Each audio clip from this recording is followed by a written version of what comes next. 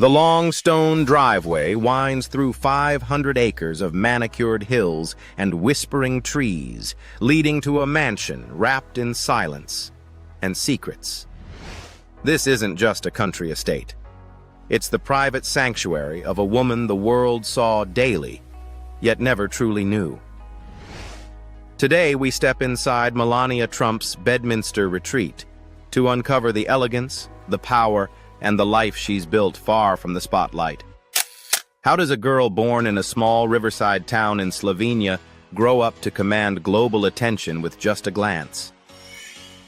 The story of Melania Trump doesn't begin in gold towers or under the flash of paparazzi.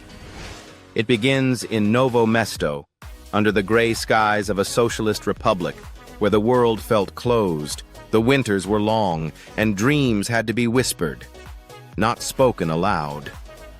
Born Melania Knafs on April 26, 1970, she was raised in the tiny town of Sevnica by a mother who worked as a pattern maker for a children's clothing company and a father who sold cars and motorcycles. Her home was modest but orderly, and even as a child, Melania was different, quieter, more poised. Her eyes watched the world, absorbing everything. While others played, she sketched. While the noise of state-run radio filled the kitchen, she imagined distant cities lit by chandeliers. But was there ever a sign of what would come?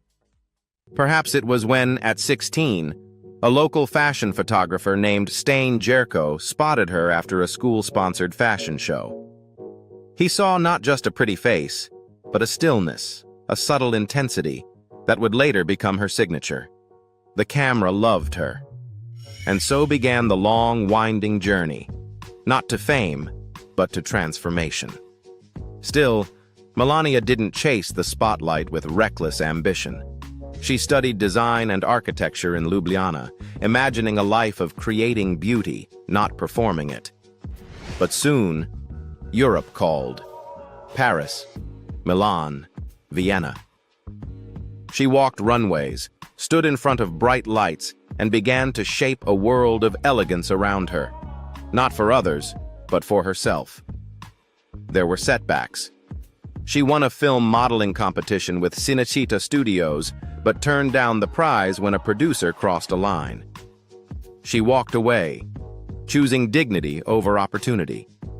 In a world that demanded noise, she remained silent. In an industry that praised boldness, she chose restraint. At 23, she moved to Paris. It was a place of dreams, of balconies and borrowed time, of long dinners and the sound of heels on cobblestones. There, she briefly lived with fellow model Victoria Silvstedt. But even among peers, Melania remained apart, less social, more focused, still distant from chaos. Then, one introduction changed everything. Enter Paolo Zampoli, a co-owner of Metropolitan Models, and, unknowingly, the bridge between two worlds. He saw in Melania what others overlooked, a future not just in fashion, but in something grander. He invited her to New York City, offering to represent her in the USA. A calculated risk, but one she accepted. She arrived in Manhattan in 1996 at age 26, a full decade older than many of the models around her. But Melania brought something else with her. Discipline. She didn't drink. She didn't party. She avoided the social whirlpools of fashion weeks and after-hours lofts. She kept to herself, focused, controlled. Her first apartment in the Zeckendorf Towers on Union Square wasn't luxurious, just enough. She shared it with photographer Matthew Atanian and paid rent with wages from Zampoli's agency. Quiet nights, raw ambition, long walks through the city, a thick accent, a guarded smile. In those early weeks, her tourist visa didn't permit work, and yet she landed 10 modeling jobs, earning around $20,000, a small fortune then, a quiet controversy later. But it was her look, sleek, European, unreadable, that earned her the cover shoots, the Camel cigarette billboard in Times Square, and appearances in European magazines. One photo shoot from 1997, a provocative, unpaid session for Max magazine in France, would later resurface in the tabloids during the 2016 election. But at the time, it was just another job in a cutthroat industry. Nothing more, nothing less. She worked, she waited, she stayed away from scandal. And then, in 1998, at a Manhattan party thrown by Zampoli, she met Donald Trump. He was loud. She was silent. He was bold. She was composed. He asked for her number. She refused, but gave him hers. That too was Melania, always in control of the pace. Their relationship was unpredictable, on and off for years, shaped by tabloids and time zones. But Melania never sought the spotlight, never tried to steal it. And that, perhaps, was what kept him coming back. They married in 2005, under the gilded ceilings of a Palm Beach church, surrounded by diamonds, presidents, and fashion royalty. Her $200,000 Dior wedding gown would make front pages, a modern-day queen stepping into an American dynasty. But beneath the jewels and marble, she remained Melania, reserved, private, and always watching. Years later, she would become First Lady of the United States, standing under the harshest spotlight in the world. But her story didn't start there, and it certainly didn't end there. Because behind every polished step she takes today, through gardens, through gold halls, through corridors of silent power, is the echo of Sevnica, of sketches, of restraint, of a quiet girl who crossed oceans, not to be seen, but to build a life of her own design. She had crossed oceans, built a name in silence, and walked into the heart of power without ever raising her voice. But once the lights of New York began to fade and the noise of Washington grew deafening, where could someone like Melania truly belong? What kind of place would she choose? Not to be seen, but to disappear. The answer lies beyond the gates of Bedminster. Hidden among the hills of New Jersey, her sanctuary waits, not made of gold, but of stone, stillness, and sky. Let us step inside. Estate in Bedminster, New Jersey. It begins with a whisper, not the kind spoken aloud, but the kind carried in wind, through trees, over hills, across 500 acres of rolling land in Bedminster, New Jersey. This is not just any estate. This is Melania Trump's sanctuary, a place where power retreats and silence reigns. Purchased in 2002 for a reported $35 million, the property sits inside the sprawling grounds of Trump National Golf Club. But the home itself exists in its own world, tucked behind gates, trees, and carefully placed absence. As you approach, the stone driveway curves gently between groves of sycamores and manicured hedges. A reflective pond sits still beneath a line of willow trees, catching the light like a private mirror to the sky. Everything about this entrance is intentional. Not grand, not loud, but controlled, tasteful, calm. And then, the house appears. A traditional country manor, dressed in stone and slate, with steep gabled roofs and oversized windows that drink in the soft light of the hills. It doesn't shout. It waits. At the front portico, the scale shifts. Understated columns, hanging lanterns, a quiet welcome. This is not a house built for parties. This is a home designed for withdrawal. Step through the oak doors, and the atmosphere wraps around you like a hush. Inside, the ceilings rise. Tall, open beams of timber that echo both European countryside and American strength. The living room centers on a massive stone fireplace, surrounded by soft, neutral furnishings that hint at luxury, without ever declaring it. Floor-to-ceiling glass doors fold open to an outdoor terrace, blurring the line between nature and shelter. Here, Melania reads, or watches the sky change, or simply sits, not having to speak. To the left, a formal dining room stretches out. Long, polished table, silver accents, and cream-upholstered chairs set under a crystal chandelier. Adjoining it is a chef's kitchen, quiet and immaculate, with marble countertops, custom cabinetry, and top-tier appliances that serve both family dinners and diplomatic dinners, depending on the season. But the soul of the home lives upstairs, in the primary suite. There, past double doors, is a room bathed in light, with a private balcony that overlooks the entire valley. The bed is large but simple, framed in ivory and gold. The ensuite bathroom is a spa retreat. Marble tiles, a soaking tub under a window, twin vanities, and a dressing room that speaks to years of curated style. Yet, it's not just what's inside that defines the home. Outside, the grounds unfold like a quiet opera. Expansive lawns, walking paths paved in crushed stone, a tennis court nestled behind ivy-covered walls. At one end, a small pond reflects the high summer trees, while outdoor lounges offer shade and solitude for morning coffee or late afternoon stillness. There are no fountains dancing, no statues proclaiming wealth. Instead, there is space to walk, to breathe, to disappear. And perhaps that is the point, because here, Melania doesn't need to perform. She doesn't have to wave, pose, or smile for cameras. She can just be, the woman behind the public mystery, the figure behind the name. The estate itself mirrors her perfectly. Elegant, immovable, designed with precision, and guarded at the edges by nature itself. It is fortress and forest. It is luxury without noise. It is power, unspoken. Visitors rarely come. Even fewer are invited. This isn't just a residence, it's a philosophy. And for a woman who has lived in the White House, who has walked across red carpets and marble halls, Bedminster is not a step down. It's a retreat upward, to privacy, to peace, to control.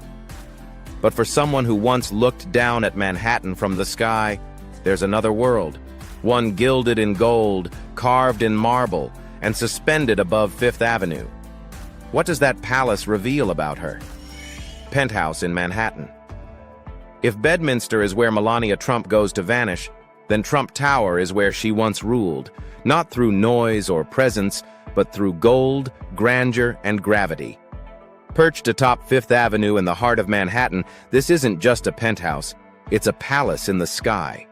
And for years, it was her home. 3 full floors wrapped in 24-karat opulence, walls lined in onyx and marble, ceilings hand-painted with Greek gods and gold-trimmed everything, from doorknobs to picture frames to teacups. Step inside, and the air itself seems to shimmer. The grand salon stretches out in every direction, awash in soft ivory and polished gold. Velvet drapes, gilded moldings, and crystal chandeliers give the room a royal hush, as if whispering, "This is not a place for chaos." From the windows, Central Park unfurls below like a living painting, green in summer, gold in fall, ghost white in winter. The skyline beyond sparkles, but inside, it's timeless stillness. The living room is a study in power and precision. Not cluttered, not cozy, but curated. Every object speaks. Every shape is symmetrical. Even the sofas, upholstered in cream and gold, sit like sculptures in waiting. In the dining room, a 29-foot marble table anchors the space, surrounded by high-backed chairs and lit from above by a chandelier that looks as if it was borrowed from Versailles. Here, family dinners happened, private deals, and moments that never made headlines. The kitchen may surprise you. Not a tucked-away nook, but a sweeping culinary arena fitted with stainless steel appliances, golden fixtures, and a bar polished to mirror-like perfection. Whether for formal entertaining or midnight quiet, it reflects Melania's trademark duality, performance and privacy at once. Then comes the master suite, part bedroom, part sanctuary. The bed, Oversized and carved with intricate detail, faces wide glass doors leading to a private terrace. The city waits just beyond the curtains, but inside, time slows. The bathroom, too, is less a place of function and more of reverence. Marble floors, a soaking tub big enough to float in, gilded mirrors that frame a face so often kept unreadable.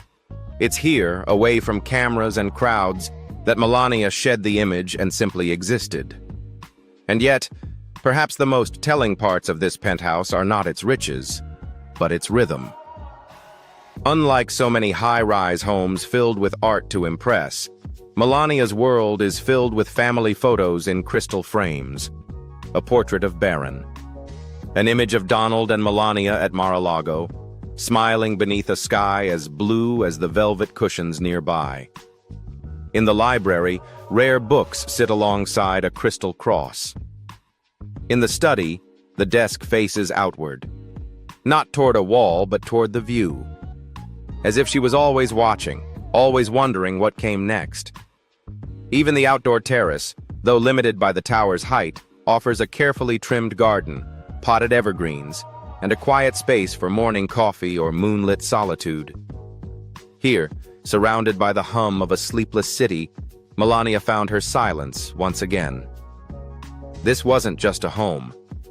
It was a stage, a statement, and, for a time, a throne. Because before Bedminster became her retreat, this was where she learned how to live above it all, literally and figuratively, where every curtain, column, and crystal vase reflected not just light, but legacy. But legacy isn't always counted in chandeliers and gold leaf. Sometimes it's measured in numbers, in quiet empires built behind the scenes. So just how much is Melania Trump truly worth? How do you measure a fortune that was never flaunted? In a world where headlines scream of billion-dollar empires and luxury on display, Melania Trump stands apart, deliberate, composed, and impeccably silent about her wealth. And yet, behind that silence is a personal fortune estimated at $50 million. Where did it come from? How does a girl from Sevnica, Slovenia, build such quiet power? Unlike many models who peak fast and burn out faster, Melania's longevity in the industry was her currency. Even when she stepped back from the spotlight, her face, calm, sharp, memorable, remained on pages and billboards from New York to Berlin.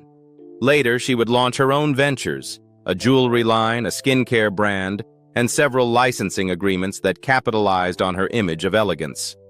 Though none became household names, each brought in steady revenue, managed quietly and professionally behind the scenes.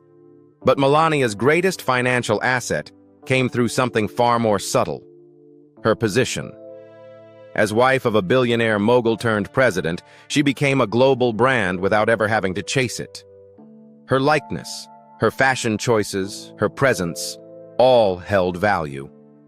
During her time as First Lady, she chose not to profit directly, refusing to publish a memoir or launch branded products, unlike many of her predecessors. But the long-term value of her visibility grew nonetheless.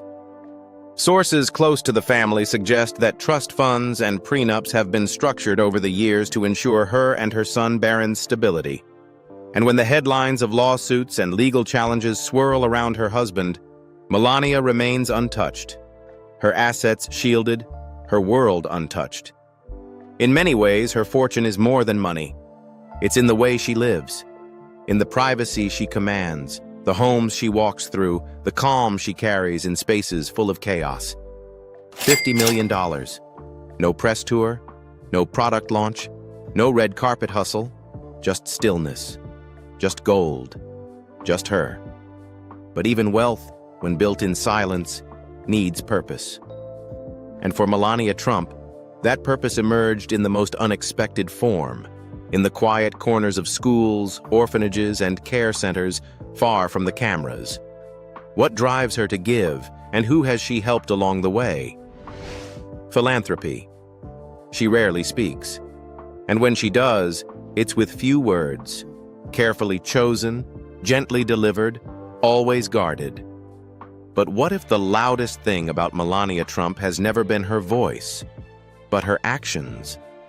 In 2018, standing beneath the chandeliers of the White House, Melania launched an initiative that surprised many: Be Best. A campaign focused not on glamour or press, but on children's well-being, online safety, and emotional health. Some dismissed it, others mocked it. But behind the slogan was something real.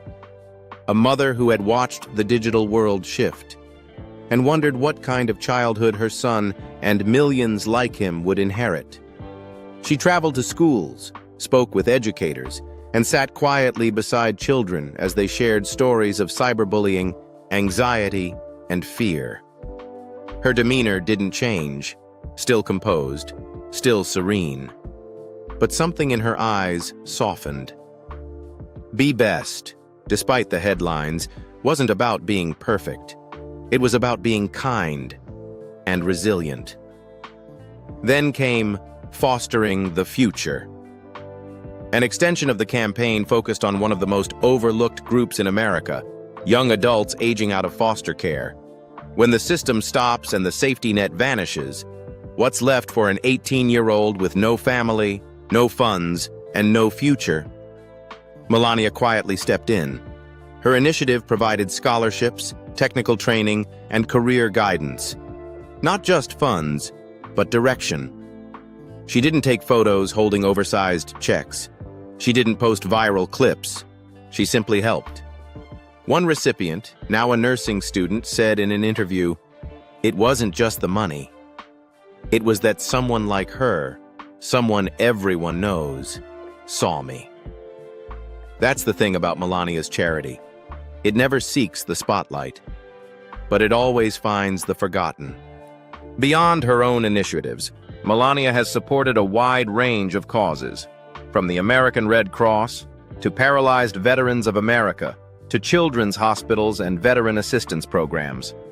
Often, her visits were unannounced, her donations unpublicized, and her presence brief but lasting. Why?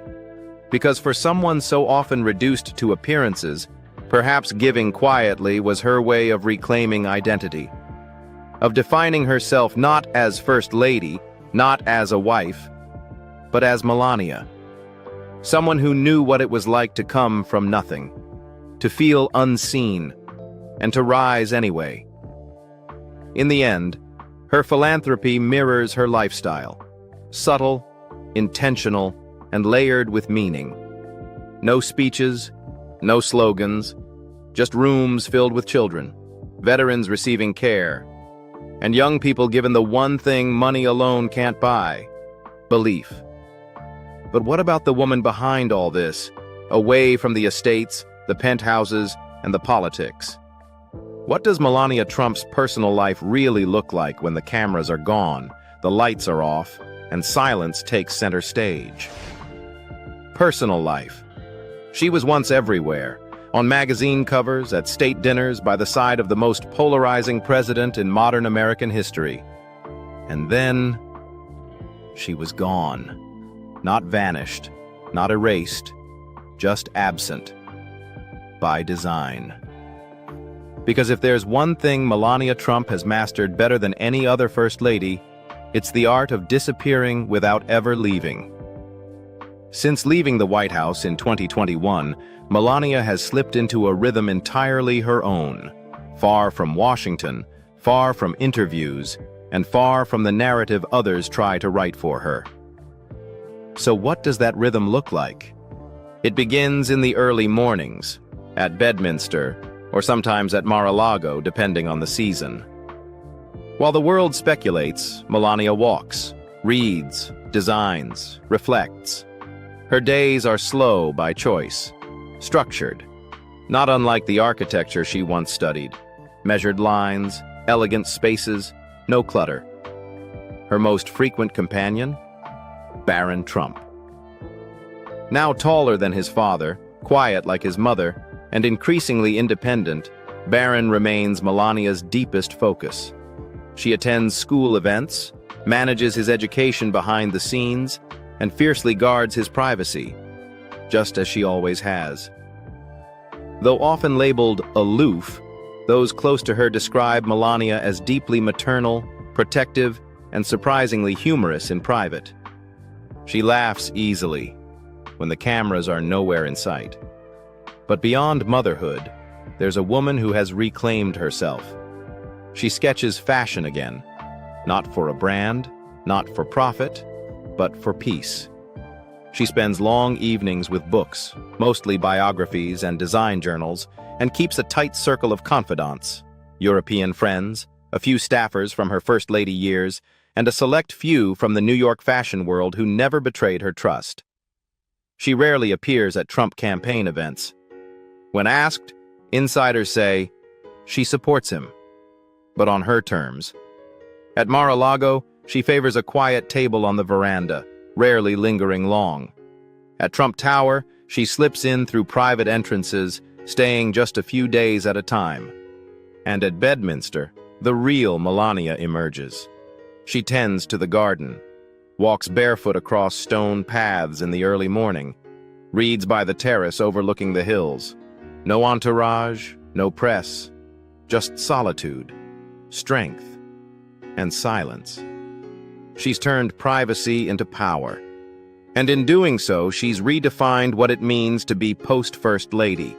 No book deals, no talk shows, no branded podcasts or social media diaries. Just a woman who once walked the corridors of global influence and chose to build a life far from the noise.